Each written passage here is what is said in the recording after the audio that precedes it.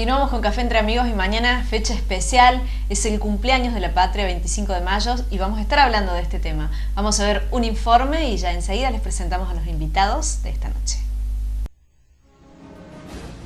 Durante la etapa virreinal, España mantuvo un férreo monopolio con sus colonias americanas, impidiendo el libre comercio con Inglaterra, beneficiaria de una extensa producción manufacturera en plena revolución industrial. La condena a la intermediación perpetua por parte de España encarecía los cambios comerciales y sofocaba el crecimiento de las colonias. La escasez de autoridades españolas y la necesidad de reemplazar al régimen monopólico, sumado a las convulsiones que se vivían en Europa tras la invasión napoleónica, llevaron a un grupo destacado de la población criolla a impulsar un movimiento revolucionario.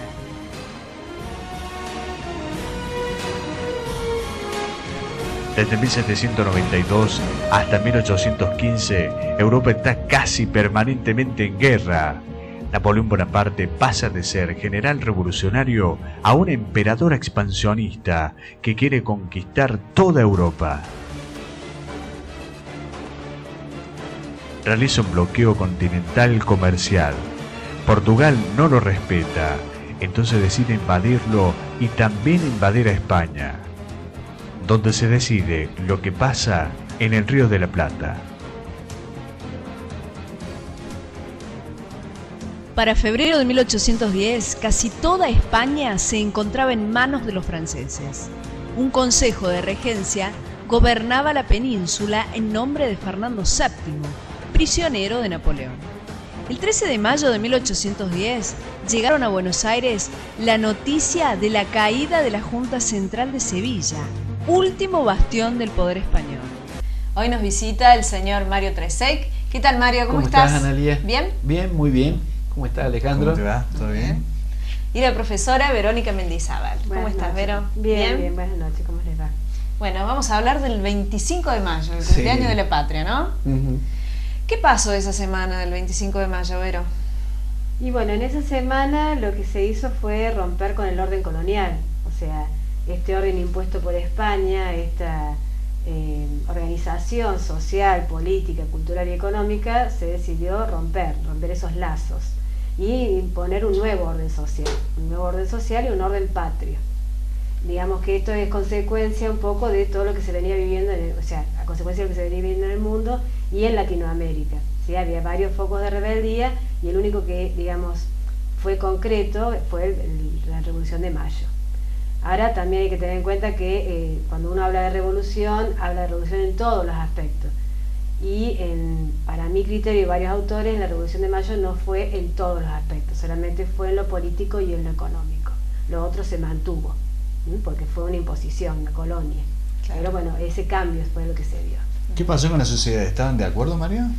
A mí me interesaría marcar como dos hitos antes de 1810, porque si no uno cree que llegamos a 1810 y por los iluminados de Saavedra y compañía, que Saavedra era un político acomodaticio, un español que dice vamos a ver cómo tiramos un poquito más, es como vamos a invadir las Malvinas para ver cómo tiramos un poquito más, la Junta Militar tiramos un poquito más en el gobierno, ¿no? La idea un poco, Mario, es llegar a ese punto.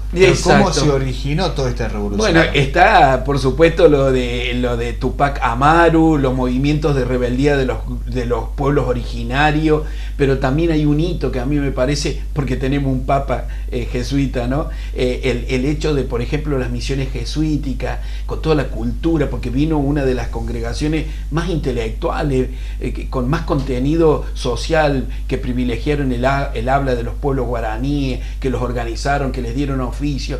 Todo eso fue pasando en ese tiempo del virreinato para que lleguemos, porque si no, dice, ¿cómo puede ser que estos criollos, hijos mezclados entre españoles y esclavos, se iba mezclando ya la sociedad, lo que iba a ser la Argentina, porque ni siquiera era Argentina, habían llegado a acumular un cierto sentido de pertenencia que permite lo que dice Verónica, que llega a ese momento de la Junta de Sevilla que ustedes mostraban recién en la imagen, Y aquí ya estaba incubándose algo que todavía no podemos llamar patriotismo ni nacionalismo, pero un sentido de pertenencia a una tierra y un lugar que ya no era la madre patria, ¿no? Ya eso no era. Así que a mí me gustaría decir, porque nos sirve para el presente también, que 10 años no son nada, por ejemplo, de este último proceso democrático, que 30 años de democracia que estamos cumpliendo, justamente que ahora también el viernes es el Día de la Democracia, son hitos para la historia de la Argentina. Estamos cumpliendo el bicentenario, tuvimos más años de virreinato que de república. Entonces, a mí me gustaría como reflexionar con los televidentes que tenemos 200 años de lo que fuimos construyendo como república, como nación, y tuvimos 300 años para atrás de todo lo que tiene que ver con un continente del cual después vendrían los rapaces ingleses, los españoles.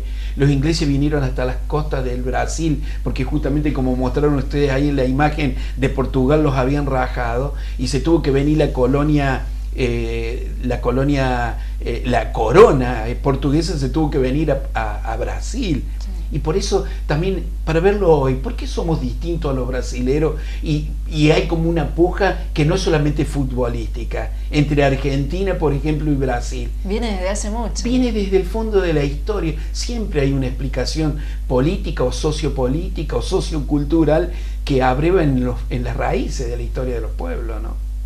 ¿Qué le debemos al 25 de mayo, Vero? Y le debemos un poco lo que estaba diciendo Mario, o sea, esto de tener un territorio propio, el comenzar a gestar un nacionalismo, que en realidad es espejo del nacionalismo que se estaba viviendo en Europa, que después va a dar pie a que se viva la Primera Guerra Mundial como se vivió en un principio, con tanto entusiasmo, tanto fervor, creyendo que iba a ser una época de que iba a terminar en 2 o 3 días, por ejemplo, porque venían de una época de mucha bonanza en Europa, pero acomodado con esta idea de que la nación tenía que ser importante, por lo tanto había que amar esa nación y dar la vida, ¿sí? Nosotros empezamos a gestar eso. Lo que pasa es que, bueno, siempre en nuestro territorio hubo muchas disputas, entonces creo que no se ha logrado poder gestar un nacionalismo, digamos, real o concreto como en otros países. No podemos comparar. Ni siquiera hoy. O sea, en el aula yo a veces cuando planteo el tema de la guerra y demás, de cómo se vivía el nacionalismo en otros países, digo, ¿y ustedes darían la vida por su patria? Y bueno, quedan muchas interrogantes en esa pregunta. Pero bueno, por lo menos se gestó esto de tener nuestro territorio, que si comparamos con otros pueblos que les costó mucho más tiempo. Pero como dice Mario, o sea, fue todo un proceso largo, con antecedentes desde lo económico, desde lo cultural, lo político, la revolución industrial. O sea, hay muchos elementos que dan vuelta para llegar a este elemento de 1810. No es como dice, no es que de un día para el otro surgió acá. Y fíjense ustedes qué interesante, porque a mí me gusta rebatir la historia al presente, si no mucho nos sirve la historia, sino para poder leer el presente de lo que nos pasa. Las juntas no se hace acá en la Argentina, como decía Verónica recién, porque se le ocurrió a los criollos. Era una forma de gobierno, de resistencia de los españoles y nosotros como virreinato, de modo de sobrevivir políticamente a la invasión de Napoleón, que había dejado a su hermano ahí adentro de España para poderlo gobernar. Lo que pasa es que nadie lo respetaba porque era un borracho empedernido, dicen algunos, otros dicen que era Artemio,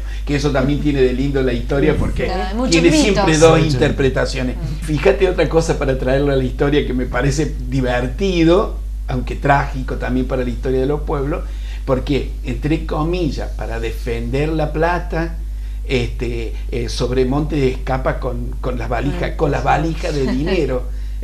Se repite la historia, y que lo que quisiera decir con esto, que nada es recto en la historia, porque estaba un Saavedra que de alguna forma, primero se le quiere mezclar Cisneros en la junta, en un conciliábulo. El 22 habían decidido hacer una junta y el 24 sucede que estaba Cisneros paradito ahí, que iba a formar parte de la junta. Le dijo la gente, los otros dijeron, no, a vos no te queremos, a vos ¿quién te eligió para estar en la primera junta?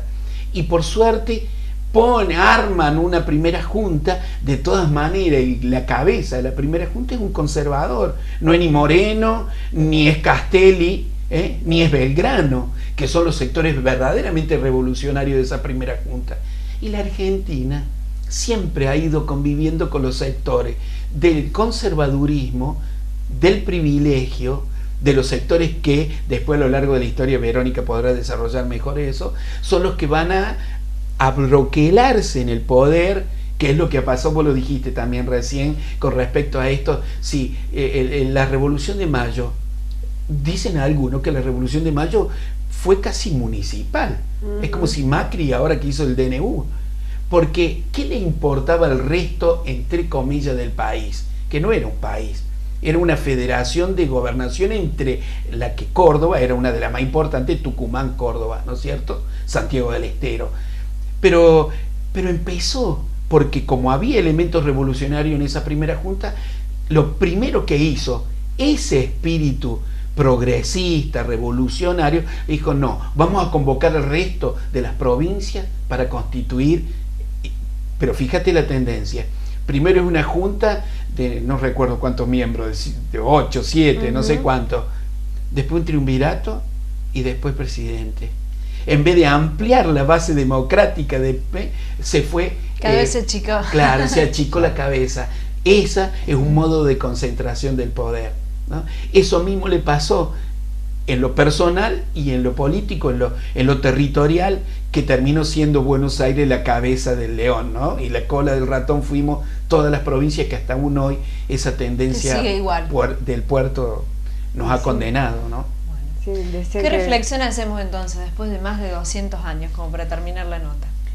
Yo considero que bueno, que hay que tratar de concientizar a la gente, de tener más en cuenta la historia, digamos, los orígenes, y un poco lo que decía Mario, o sea, siempre ver la historia comparándola con el hoy, o viendo, digamos, qué consecuencias hubo de esos actos, ¿no es cierto? Y tratar de formar una nación, digamos, que todos tenemos parejo. Fantini, por ejemplo, decía que en Argentina había falta una política partidaria, no esto de Boca, River, conservadores radicales, peronistas radicales, no, una política partidaria, que todos participemos y llevemos el país adelante. Lo que pasa es que desde que se gestó empezaron las divisiones, las pujas. Vos hablaste de que arrancó la primera junta, la junta grande, el primer triunvirato, fueron todos ensayos, desde lo constitucional a lo institucional, porque no se ponían de acuerdo, porque había diferentes intereses. Entonces hay que buscar eso, el consenso y el tirar todos para adelante para el país. Feliz Día de la Patria. Dale, feliz Día de la Patria para todos. Entonces, que la patria encuentre más que ese consenso, esa ideología, y que no es gratuito quién está en el poder. Que eso lo tengamos claro, porque desde el fondo de la historia vemos que los French y Beruti repartían escarapela con una orientación, y Saavedra estaba sabiendo qué hacía ahí con su patricia forma de mirar el mundo, ¿no? Bueno, gente. Feliz Día de la Patria entonces para mañana. Gracias por venir. Muchas gracias por venir. Continuamos con más Café Entre Amigos.